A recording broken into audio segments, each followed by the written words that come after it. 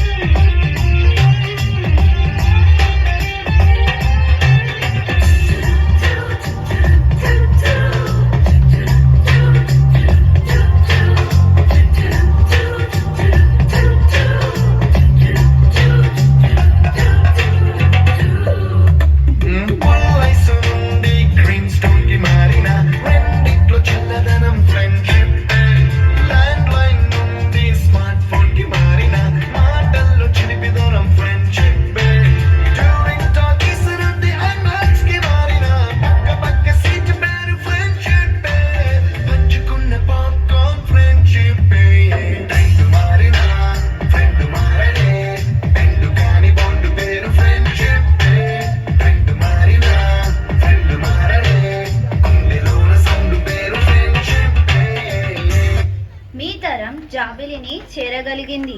మరి భవిష్యత్తు తరాలు జాబిలిపై జీవనయానం చేస్తాయా?